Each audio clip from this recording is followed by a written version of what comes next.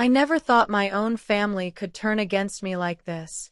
The night it happened, I stood in the middle of my living room, trembling, as I stared at the empty velvet box where my late husband's jewelry collection used to be.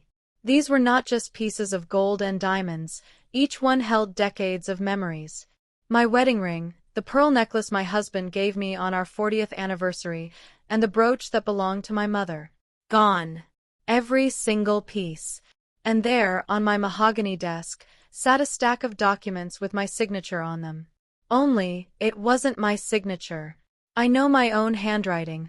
I've been writing prescriptions and signing papers for over 50 years as a doctor. The loops were wrong, the letters too stiff. My heart raced as I picked up the papers.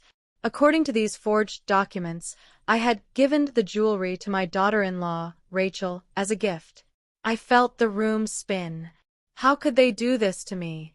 Before I could even process it, the door swung open.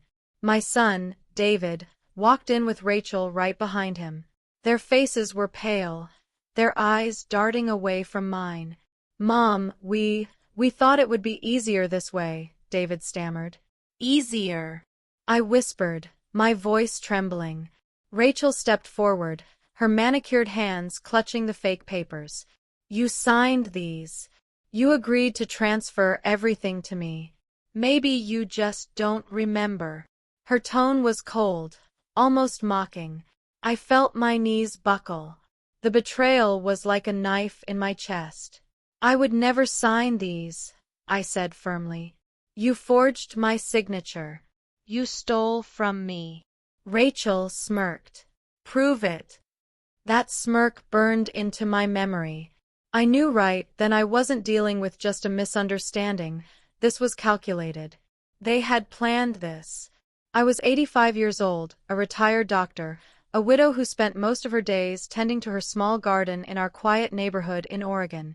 I didn't have many friends left, but I still had my pride. And they were trying to take that away from me.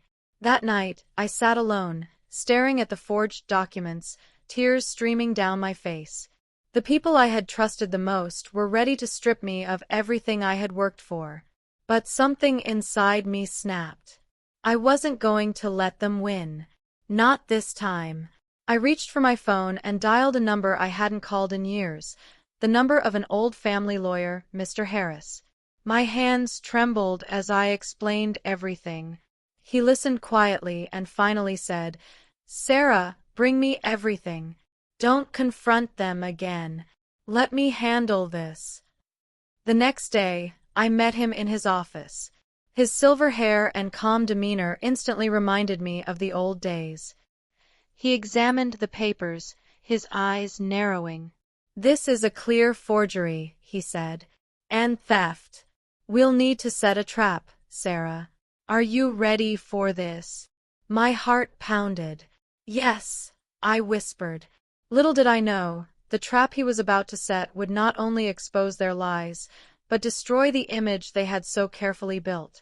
Because the day the lawyer walked into my house with the evidence in hand, everything changed.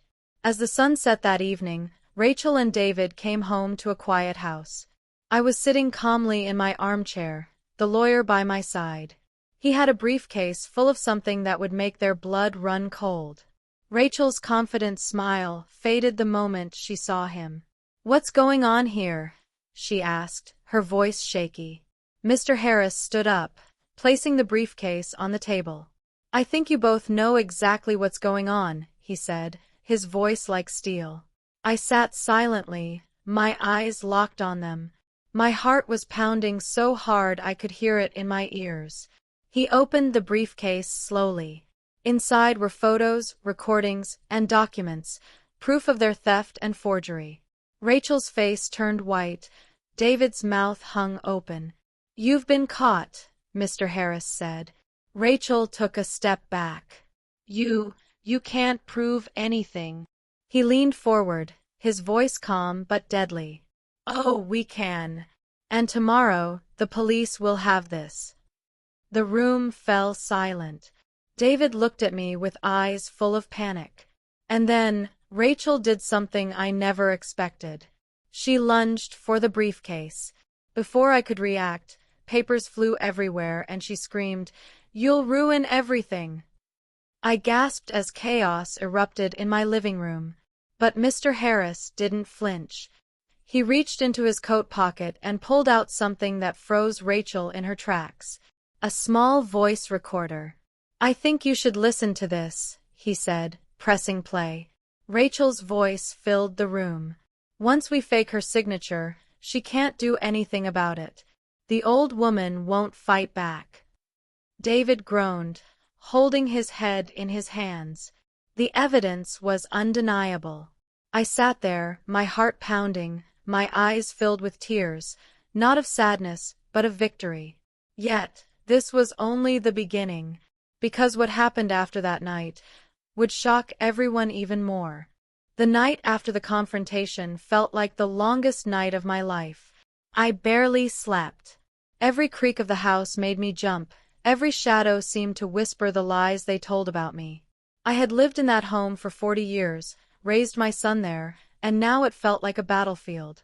When the sun rose, the living room still bore the evidence of last night's chaos, papers scattered on the floor, the briefcase open, and my son sitting silently on the couch with his head down. Rachel was gone. She had stormed out after Mr. Harris played the recording, screaming that it was all a setup. I sipped my tea slowly, my hands shaking. "David," I said softly. "Why?" He didn't look up. "Mom." I didn't know she would go this far. She said it was just paperwork. His voice cracked. "You let her convince you to steal from your own mother," I said, my voice sharper now. "You watched her forge my signature." Tears welled in his eyes, but he said nothing. Before I could say another word, Mr. Harris came back that morning. He placed a thick folder on the table. "Sarah, I filed everything. The authorities will investigate.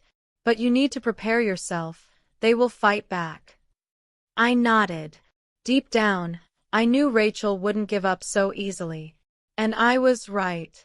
2 days later, I got a letter in the mail. It was a lawsuit. Rachel was claiming that the jewelry had been given to her as a gift, and that I was mentally unstable due to my age. She was using my own age against me. I felt my knees go weak. "Mentally unstable?" I muttered. "She's playing dirty," Mr. Harris said, reading the letter. "But we'll counter this. Trust me." For a moment, I doubted myself. I was 85. Maybe they thought I was too old to fight. Maybe they thought I would just give up. But no. I had spent my life saving people as a doctor. I wasn't about to let my own son's wife destroy me. The next day, I decided to take a walk in the park to clear my head. As I sat on the bench, watching kids play, memories of my husband flooded my mind. He used to say, "Sarah, never let anyone walk over you. You're stronger than you think." That memory gave me strength. I went back home with a new fire in my heart. I started looking through old boxes, pulling out every receipt, every photo, every proof that those jewelry pieces belonged to me and me alone. That evening, Rachel returned, without David. She walked in like she owned the place, wearing my pearl necklace around her neck. "You think you've won, old woman?" she sneered. "You're too weak to fight me." I stood up, my voice calm. "Rachel, take that necklace off before I have it removed from your neck in court." Her face twisted with rage. She stormed out again, slamming the door so hard the windows rattled. Mr. Harris came the next morning with a plan. "We'll use her arrogance against her," he said. "She's already incriminated herself once. Let's make her do it again." So we set up a trap. He wired my living room with a small camera and microphone. Then he left me alone, pretending to be out of the picture. It didn't take long. That evening, Rachel came back, this time with a fake sweet smile. "Oh, Sarah, I just wanted to talk," she cooed. I played along. "About what?" She sat down, her eyes glinting. "If you just sign everything over to me now, we can avoid court. You won't have to be embarrassed when everyone finds out how senile you've become. I clenched my fists under the table. What if I don't? Her smile faded. Then I'll make sure they declare you unfit to manage your own property. I'll have you put in a home faster than you can blink. My heart pounded, but I stayed calm. Is that a threat? It's a promise, she hissed. Little did she know, every word was being recorded. As soon as she left, I called Mr. Harris. We got her, I said. The following day, Rachel's arrogance caught up with her. The police arrived at her doorstep with a warrant. She screamed and shouted, claiming innocence, but it was too late. David showed up at my house later, pale and shaking. Mom, I didn't know she'd go this far. Please, don't press charges. I looked at my son, torn between love and anger. You stood by and let her hurt me. You need to decide who you are, David. My son, or her accomplice. He had no answer. The court hearing was set for the following week. I thought things were finally turning in my favor. But the night before the hearing, something happened that made my blood run cold. I woke up at 3 a.m. to the smell of smoke. When I stumbled into the hallway, I saw flames flickering near the kitchen door. Someone had set fire to my house. My heart raced as I grabbed the phone, coughing from the smoke. I managed to call 911 and escape through the back door. Standing outside in the cold night air, watching my kitchen burn, I knew exactly who had done this. And I swore to myself, this was far from over. Because the next day in court, I had something that would not only clear my name, but expose them for the monsters they really were. The morning after the fire, I sat wrapped in a blanket on the porch while firefighters inspected the remains of my kitchen. The smell of smoke clung to everything. I was shaking, not from the cold, but from the rage boiling inside me. They had tried to burn me out. The fire chief approached me. Ma'am, you're lucky you got out in time. This wasn't an accident. The accelerant was deliberately spread. I nodded slowly, my jaw tight. Do you know who did it? He shook his head. We'll investigate. But whoever it was, they wanted you gone. I already knew. As soon as Mr. Harris arrived, his face turned grim. Sarah, this changes everything. We'll tell the court. This isn't just fraud now, it's attempted arson. I could barely speak, but I whispered, they think fear will break me. They don't know who they're dealing with. That afternoon, I met with the police to give my statement. They promised to look into Rachel's whereabouts during the fire. I told them everything, about the stolen jewelry, the forged documents, the threats. The officer listened carefully, nodding as he wrote down every detail. When I returned home, or what was left of it, David was waiting on my porch. He looked exhausted, his clothes wrinkled, and his eyes red. Mom, he said softly, please, don't think I had anything to do with the fire. I looked at him, my heart torn. Did you know she was capable of this?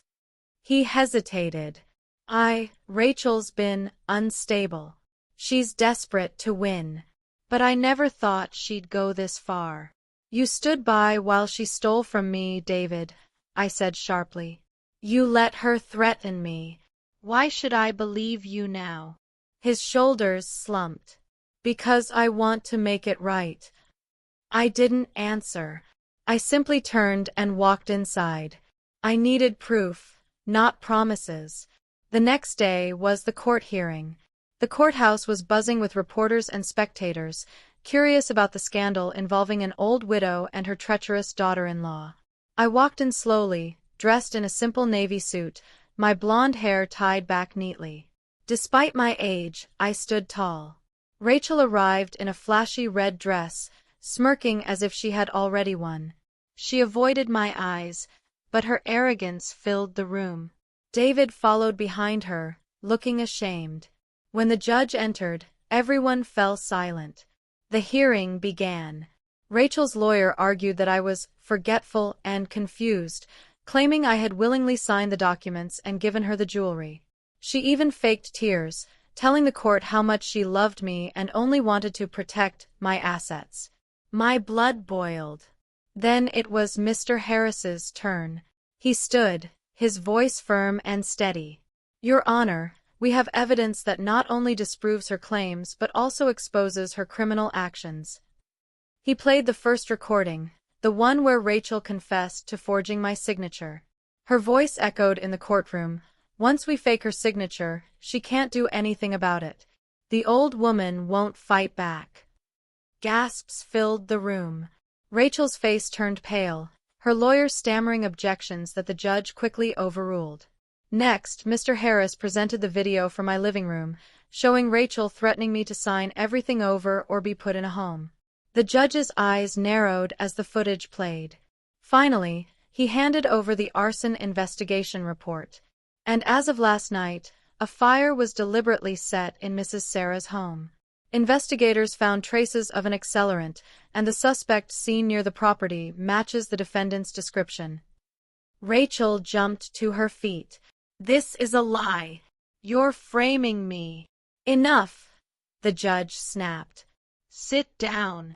The room was electric with tension. David buried his face in his hands. The judge looked at me. Mrs. Sarah, do you have anything to say? I stood slowly, my voice calm but powerful. Your Honor, I may be old, but I am not weak. I built my life with honesty and love, and I won't let anyone, especially my own family, take that away from me. The judge nodded. We will deliberate on this. Court is adjourned until tomorrow. As we left the courtroom, reporters swarmed us with questions. Rachel shoved past them, her face twisted with rage. That evening, as I sat quietly in my hotel room, since my house was damaged, there was a knock at the door.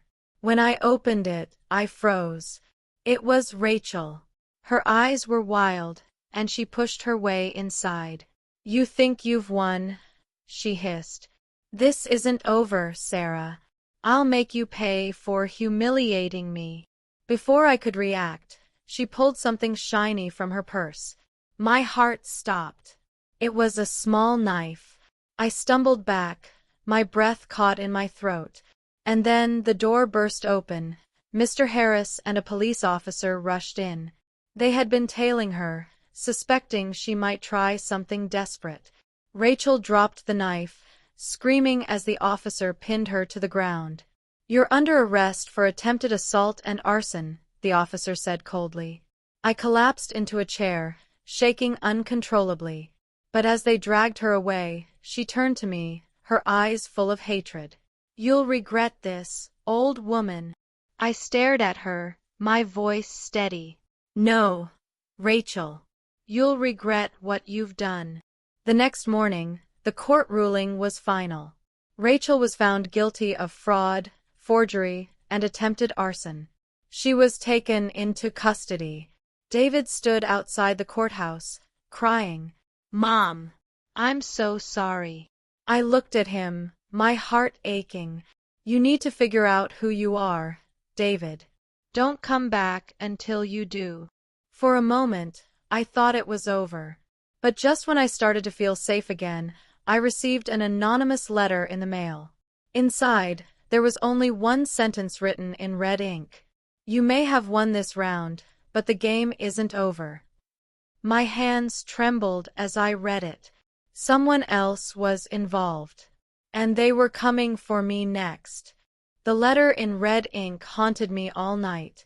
I left it on the table and kept staring at it as if it would somehow reveal who sent it. My heart pounded with dread, yet something inside me hardened. If there was someone else behind this, I had to find out who, and why. The next morning, Mr. Harris came over as soon as I called. He studied the letter, frowning deeply. Sarah, this isn't just Rachel acting from prison. Someone else has a stake in this. Do you know anyone else who would benefit from your downfall? I thought hard. The only people who wanted my jewelry and assets were Rachel and her brother, maybe? He never liked me. Mr. Harris nodded slowly. We'll have to dig into her family. This threat suggests someone with resources, someone who's not done fighting. Later that day, I decided to clear my head and drove to my burned house to see what could be salvaged. The smell of smoke still lingered. As I walked through the kitchen, charred and blackened, I noticed something strange. My husband's old safe, which had been hidden behind a cabinet, was slightly ajar. My stomach dropped. That safe was where I kept not only jewelry but also important documents, title deeds, insurance papers, and photographs. I knelt down, coughing from the ashes, and checked inside. Most papers were untouched, but a few key documents were missing. Someone had been here after the fire. I grabbed the remaining papers and rushed out. The neighbors told me they saw a man hanging around the house late at night before the fire trucks came. A tall man with a leather jacket, Rachel's brother, Tom. Back at the hotel, I called Mr. Harris and told him everything. His voice tightened. Sarah, this is bigger than we thought. Tom's a dangerous man. We'll need to stay ahead of him. That evening, I sat by the window, watching the street. Every passing car made me nervous. Then, around midnight, I saw a figure standing across the road, half hidden under a street lamp. He was smoking, watching my hotel window. I froze, my heart hammering. It was him. Tom. I called the police immediately, but by the time they arrived, he was gone. The next day in court, as the final sentencing for Rachel was handed down, I spotted Tom in the back of the courtroom. He leaned against the wall, arms crossed, eyes fixed on me with a sinister smirk. He didn't say a word, but his presence sent chills down my spine. After the hearing, Mr. Harris and I headed to his office to finalize paperwork transferring my assets to a secure trust. On the way, I noticed a black car following us. When we stopped at a red light, the car pulled up dangerously close. I could feel eyes on me. Don't look back, Mr. Harris whispered, gripping the steering wheel. Stay calm. We made it to the office safely, but the fear lingered. Inside, we began signing documents to protect my property from any further theft. Suddenly, the lights flickered. Then they went out completely. The office was plunged into darkness. My breath caught. Harris, what's happening? He grabbed his phone, but there was no signal. The silence was deafening, until we heard the creak of the office door. Someone was inside. We froze, listening to slow, deliberate footsteps approaching.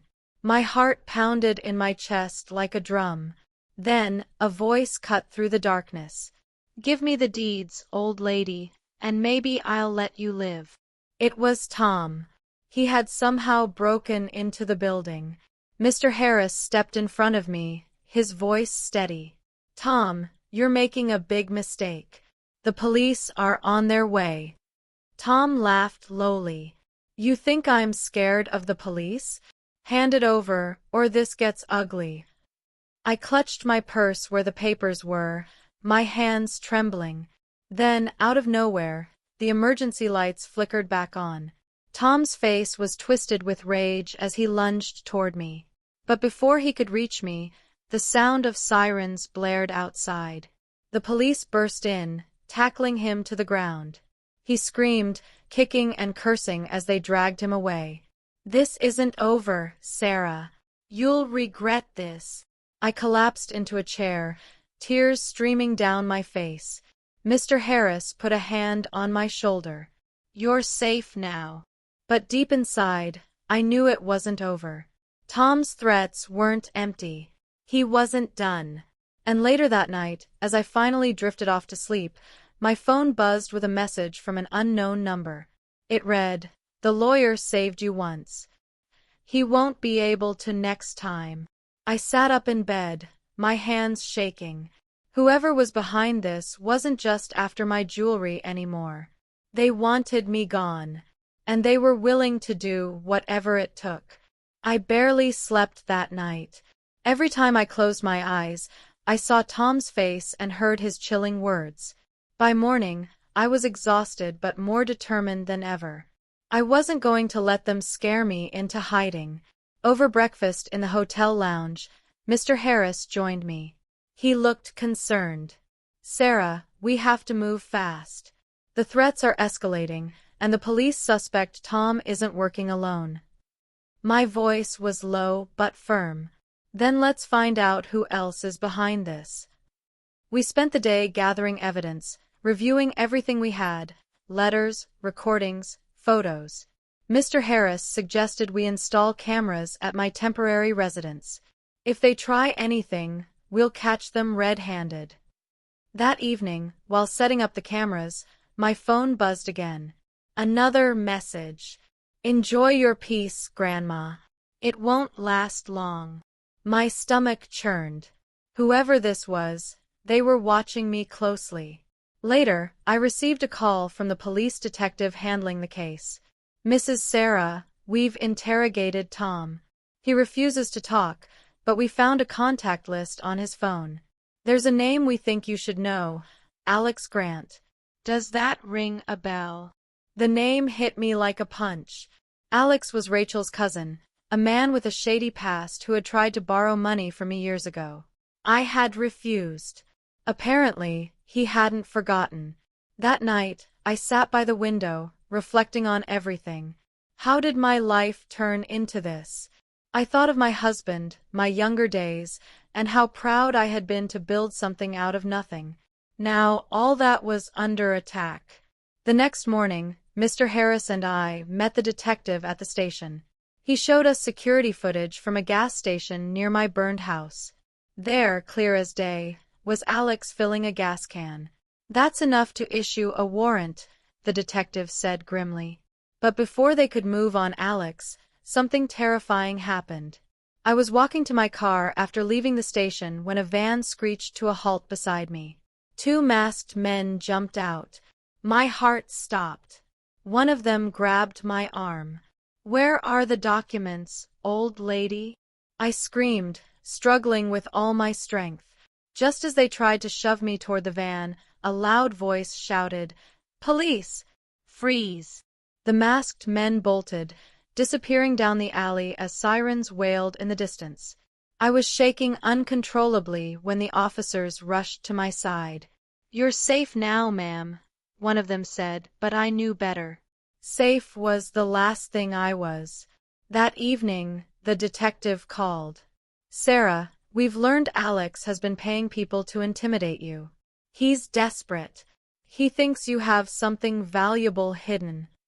I looked at the remaining documents in my purse. He was right. Among them was a hidden will my husband had written, naming me as the sole heir to several properties Alex's family had been eyeing for years. That was what they were after. The detective arranged for me to stay under police protection, but I insisted on going back to my house, despite the damage. "It's my home," I said firmly, "and I won't be chased out." So that night, I returned to the burned house, the police car parked outside. I sat in the living room, staring at the charred walls, clutching the will. Then I heard it. Footsteps on the porch. I stood slowly, my heart thundering in my chest. The doorknob turned. Before I could react, the door swung open and Alex stepped inside, a cruel grin on his face. "Evening, Sarah," he said, holding a gun. The police outside hadn't seen him slip in through the back. "You have something that belongs to me," he hissed. I backed away, my hands trembling but my voice steady. "You'll never get it." He took a step closer, raising the gun. "Then you'll die with it." Suddenly, a loud crash came from the kitchen. Mr. Harris had come through the side door, armed with a baseball bat. "Drop it, Alex," he shouted. The distraction gave me just enough time to dive behind the couch. Alex fired, the bullet shattering a lamp. The room erupted in chaos as Mr. Harris lunged at him. The struggle was fierce, but the sound of police sirens grew louder. Alex panicked, trying to escape, but the officers stormed in and pinned him to the ground. I crawled out from behind the couch, my hands shaking as they cuffed him. "This isn't over," Alex spat as they dragged him away. You'll regret crossing us. I stood there, trembling but alive. The detective turned to me. Mrs. Sarah, you're incredibly brave. But be prepared, there might still be more people involved. That night, as I sat alone, staring at the will, my phone buzzed one last time. The message read, "You stopped Alex, but the real mastermind hasn't shown their face yet." My breath caught. There's someone even worse? The game wasn't over. And whoever this mastermind was, they were about to make their move.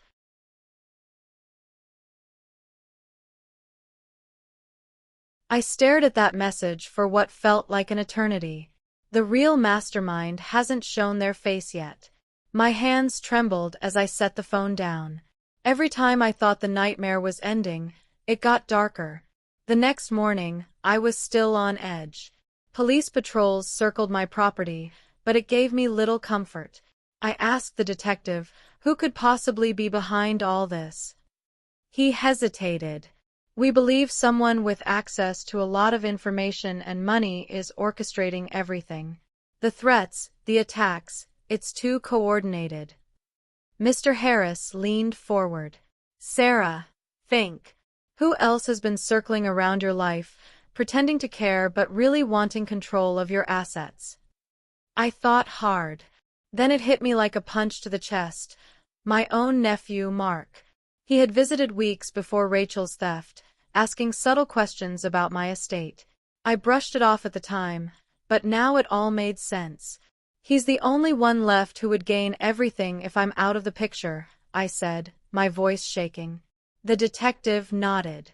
"We'll keep an eye on him, but you need to stay vigilant." That evening, I tried to rest, but my nerves wouldn't allow it. As I sat by the window, sipping tea, a black SUV parked across the street. No one got out. It just sat there, engine running. I called the police, but by the time they arrived, the SUV was gone. The next day, I attended a court session to finalize the property transfer into a trust. It was supposed to be a safe day. But as I walked to my car afterward, a stranger brushed past me, slipping an envelope into my coat pocket without a word. My heart pounded as I opened it. Inside was a photo of me sitting in my own living room, taken from outside the window. Underneath, a note in bold letters. "You're running out of time. Sign everything over or you'll wish you had." That night, I couldn't sleep. I kept all the doors locked, double-checked the windows, and sat in my armchair clutching the phone. Around midnight, the power went out. The house was plunged into darkness. I grabbed the flashlight and whispered to myself, "Stay calm, Sarah. Stay calm." Then I heard it, a creak on the stairs. I wasn't alone. Slowly, I moved toward the kitchen, where I kept a small emergency whistle. Just as I reached for it, a shadow loomed behind me. A hand grabbed my arm. Before I could scream, a voice hissed, "Don't make a sound." It was Mark. He stepped out of the shadows, his face twisted with greed. "You should have listened, Aunt Sarah. You're too stubborn for your own good." I glared at him. You're the one pulling the strings." He smirked. "Of course. Rachel and Tom were just pawns. I'm the one who set it all in motion. All I wanted was what's rightfully mine." I spat the words out. "Rightfully yours? This house, these properties, they're mine. I built this life." He pulled out a knife, the same cold look Rachel once had in her eyes. "Tonight, it all ends." Just then, flashing lights pierced the windows. Police sirens blared outside. Mark froze. "You didn't think I'd be alone, did you?" I said, my voice trembling but steady. I had called the detective earlier, sensing something was coming. The door burst open, officers stormed in, and Mark was tackled to the ground, screaming. As they dragged him away, he yelled, "You think this is over? Others are coming for you. You can't stop them all." I collapsed into a chair, my heart pounding so hard I thought it would burst. The detective came over. "Sarah, you're safe, for now. But he's right about one thing. We need to figure out who else he was working with." When they searched Mark's phone, they found encrypted messages from an unknown sender, someone who had been instructing him. The last message sent to him just before he broke into my house said, "Finish it tonight. If you fail, I'll handle her myself." Who was this person? I didn't have long to wonder. The next evening, as I was leaving the police station, a black car sped past me. From the window, a hand tossed something onto the ground near my feet. It was a phone. It buzzed and lit up with a single message. "Hello, Sarah. We finally meet soon." I stood frozen, clutching the phone, as the car disappeared into the night. The mastermind was closer than ever. And they were about to make their move. I stood in the parking lot, gripping the mysterious phone. The screen went dark, but my pulse raced like I had just run a marathon. Whoever this mastermind was, they were bold enough to leave me a direct line. Back at the hotel, I showed the phone to Mr. Harris and the detective. The detective frowned. "We'll send this to forensics, but be careful. This person is toying with you." That night, I sat awake staring at the ceiling, thinking, who would have the brains, the money, and the personal vendetta to orchestrate all this? I had already dealt with Rachel, Tom, and Mark. But this felt different. Smarter. At 2 a.m., the phone lit up again. This time, it was a video. I pressed play with trembling fingers. On the screen was footage of me walking in the park earlier that week, followed by shots of my burned house, the courthouse, and finally, a close-up of my face as I slept in the hotel. The caption read, "You're never alone." I dropped the phone, my body trembling. They were watching me everywhere. The next morning, the detective called. "Mrs. Sarah, we traced some of the encrypted messages to an offshore account. Whoever's funding this is highly organized." Mr. Harris leaned over the table. "Sarah, is there anyone from your past, someone powerful, that you may have crossed?" A memory flashed through my mind. Years ago, I had refused to sell a piece of land to a developer named Gregory Cole. He was ruthless, known for using intimidation to get what he wanted. That land later became worth millions. Could he be the mastermind? I told the detective. His face hardened. "Gregory Cole is dangerous. If he's involved, this is about more than revenge, it's business." That evening, I went back to my house with police escort to collect more documents. The place was eerily silent. As I walked through the charred kitchen, I noticed something on the wall, a fresh mark, like someone had been there recently. Pinned to the wall was a photo of my husband and me, ripped in half. Across it, in red paint, were the words, "Sell or die." I stumbled back, my heart racing. The detective took photos immediately. "He's sending a message. He wants to break you." But instead of fear, something stronger took over. Anger. "No," I said through gritted teeth. "He won't break me." The next day, I agreed to meet Gregory Cole under police supervision, pretending to consider selling the land. The meeting was set at a high-end restaurant downtown. When I arrived, he was already there, sitting smugly at a corner table. He was older now, but still intimidating, with slicked back hair and a cold smile. "Sarah," he said, leaning back, "you've caused me quite a headache." I kept my voice calm. "You've been behind all this." He smirked. "You should have sold when I asked nicely. Instead, you forced me to be creative." My stomach churned. "You tried to kill me. You hired my own family to betray me." He shrugged. "Business is business. You have something I want, and I always get what I want." I leaned forward, my voice sharp. "Not this time." His smile faded slightly. "You're brave, but bravery won't save you. This game ends soon. one way or another. The tension was thick. I glanced at the police officers stationed nearby. Gregory noticed and chuckled. Even with guards, you're not safe. Remember that. As I left the restaurant, my phone buzzed again. Another message. This time, it wasn't a threat. It was a live feed. On the screen, I saw my hotel room, empty. Then the camera turned toward the bed. A gloved hand placed a single red rose on my pillow. The feed cut out. I gasped, dropping the phone. They were inside my room. The detective rushed me out of the area, taking me to a secure location. But I couldn't shake the feeling. I was being hunted. That night, I didn't sleep. Every sound made me jump. Then, around 3 a.m., the power went out. Through the darkness, I heard footsteps approaching my door. I grabbed the emergency lamp, heart pounding. The door handle began to turn slowly. And then, the door burst open. Standing there was Gregory Cole himself, a cold smile on his face and something metallic glinting in his hand.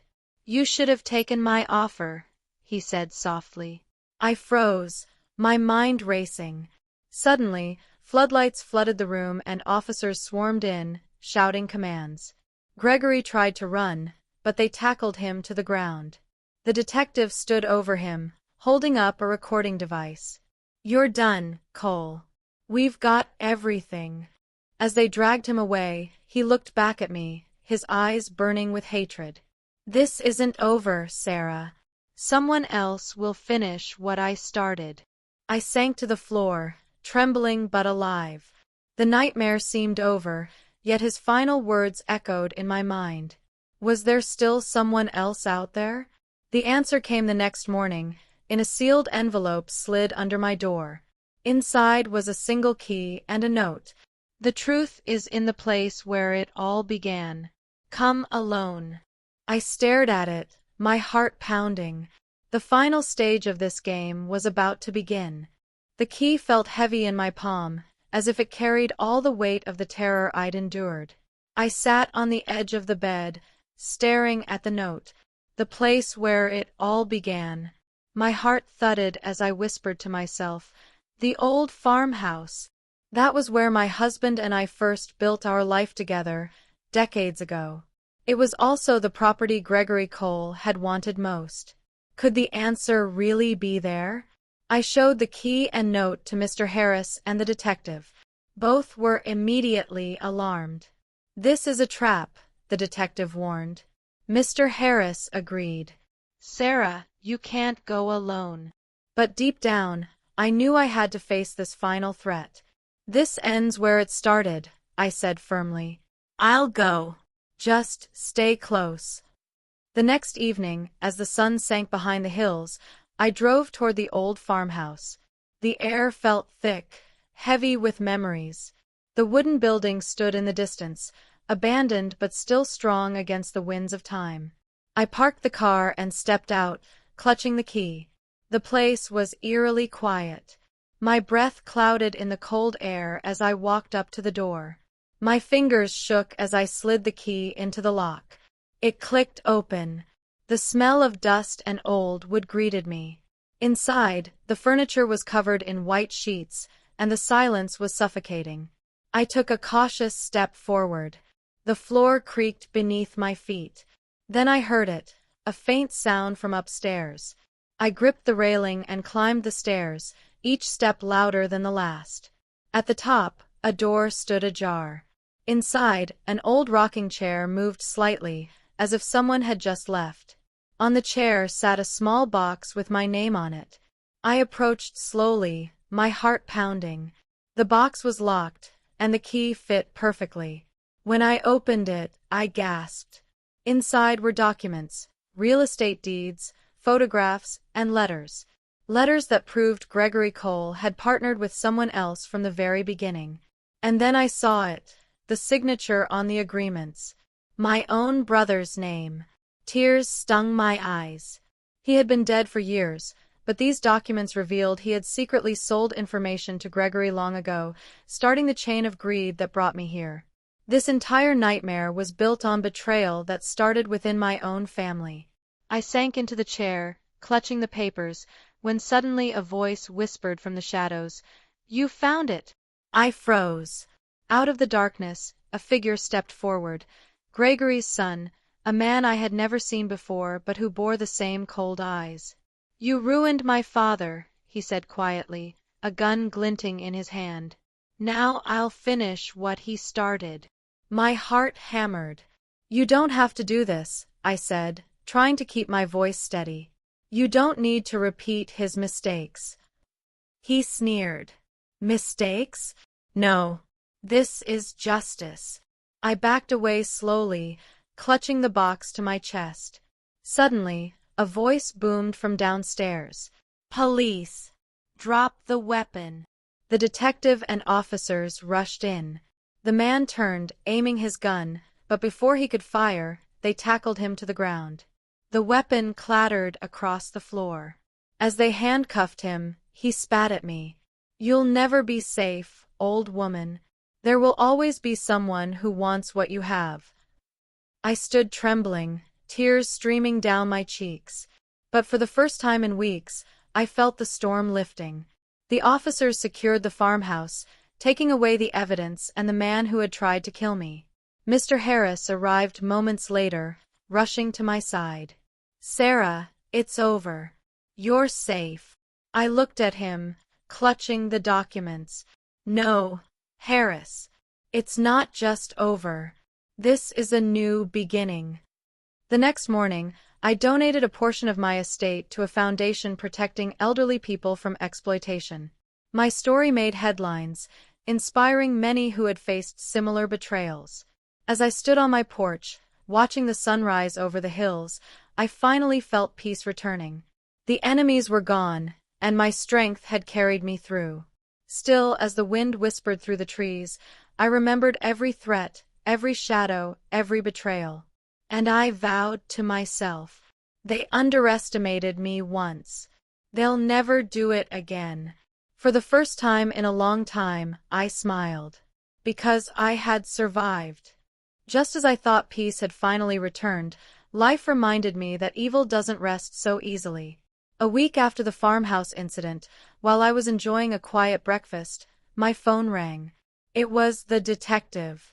"Mrs. Sarah," he said urgently, "the man we arrested, the son of Gregory Cole, escaped custody last night." My spoon clattered onto the table. "Escaped? How is that possible?"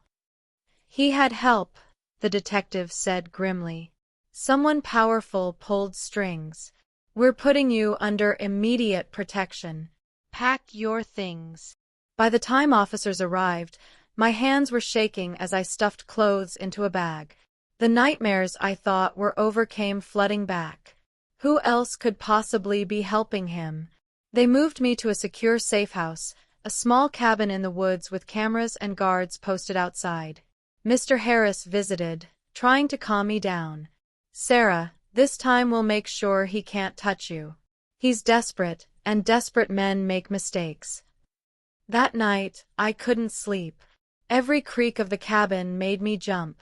Around midnight, the power suddenly cut out. My heart stopped. The cameras went dark. I grabbed a flashlight and pressed myself against the wall. Then I heard it, the crunch of boots on gravel outside. The front door handle jiggled. The door burst open, and there he was, Gregory's son, with a wild look in his eyes. Behind him stood two masked men. "You didn't think I'd let this end in court, did you?" he growled. My voice shook, but I stood tall. "You're making the same mistake as your father." He stepped closer, gun in hand. "This time, no one's coming to save you." Suddenly, bright lights flooded the room, and armed officers stormed in from every angle. They had been waiting for him. The detective had anticipated his move. Chaos erupted, shouting, gunfire, bodies rushing. I ducked behind the couch as the masked men tried to flee, but they were quickly subdued. Gregory's son lunged toward me, but an officer tackled him before he reached me. he screamed as they dragged him away, spitting out words that sent chills down my spine. You think you've won, old woman? The mastermind isn't me. You'll never see them coming. My knees buckled. I barely had time to process what he meant before the detective came to my side. Sarah, it's over. We've got them. But deep inside, I knew he was right. Someone even more dangerous was still in the shadows. The next morning, a letter was found in the cabin's mailbox. No one saw who delivered it. It read, "You've been playing the wrong game, Sarah. The final move is mine." Inside the envelope was a single playing card, the Queen of Hearts, with my name written across it. My blood ran cold. This wasn't over. The real mastermind had yet to reveal themselves. And I would have to be ready. The Queen of Hearts card sat on the table, mocking me. I turned it over again and again, my stomach twisting with dread. Whoever sent it wasn't just threatening me, they were telling me I was their target in a game they believed they controlled. Mr. Harris arrived quickly when I called. He studied the card and the note. Sarah, this is different. This isn't just about your assets anymore. This is personal. The detective agreed. The person behind this has been pulling strings from the very beginning. They've been watching every step, planning every move. Then I'll stop hiding, I said firmly. It's time to end this. The next day, I returned to my restored house under heavy protection. I wasn't afraid anymore. I was ready. I spent the day combing through every old document, photo, and memory I had, searching for a clue. And then I found it. An old letter from years ago, unsigned, threatening me to sell my land back when Gregory first approached me. The handwriting was familiar. My heart sank. It belonged to my husband's former business partner, Charles Hinton, a man who had disappeared after my husband's death. I had assumed he'd gone bankrupt. Instead, it seemed he'd been plotting in the shadows all along. That evening, as the sun set, the phone rang. I answered, my voice steady. "Hello, Sarah," a deep, calm voice said. "You've figured it out, haven't you?" "Charles," I breathed. He chuckled. "It took you long enough. Gregory, Rachel, Tom, Mark, they were all tools. You were supposed to break years ago, but you kept fighting. Impressive for someone your age." My jaw tightened. "What do you want?" "What's mine?" he said coldly. "Meet me at the farmhouse tonight. Alone. Or everything you love burns." The line went dead. The detective insisted on setting a trap, but I told him, I have to face him myself. Just stay close. That night, I drove to the farmhouse once more. The moon was high, casting eerie shadows across the fields. Inside, Charles stood waiting, older but still intimidating, a gun in his hand. "You should have given me what was mine decades ago," he snarled. "This was never yours," I said, my voice sharp. He stepped closer, raising the gun. "This ends now." Before he could pull the trigger, floodlights blazed through the windows. Officers swarmed in from every side, surrounding him. He tried to shoot, but the detective shot first, disarming him. Charles fell to his knees, screaming as they handcuffed him. "You'll regret this, Sarah," he spat as they dragged him away. "You've won nothing." I stood there, shaking but alive. The detective put a hand on my shoulder. "It's over. This time, it really is." As the sun rose the next morning, I sat on my porch sipping tea, watching the world wake up. The storm was finally gone. Every shadow had been exposed, every enemy brought to justice. For the first time in months, I felt peace. I looked out at my land, my home, and whispered to myself, they thought they could take everything. They forgot one thing, I'm still here. And I smiled, knowing my story was one of survival, strength, and justice.